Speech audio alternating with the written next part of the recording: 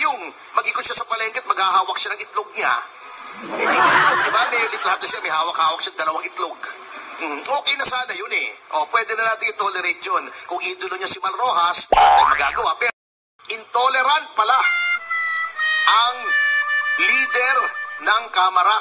Hindi pwedeng i-criticize out President Duterte for criticizing Congress. So hindi na pala pwede mag-criticize kahit sino. Kahit former president na naging bahagi rin ng Kongreso. One of the issues noon against Ferdinand Sr. was yung panghimasok ni Cocoy Romualdez, yung tatay ni Martin. No, history seems to be repeating itself. Mukhang Romualdez na naman sisira sa Marcos.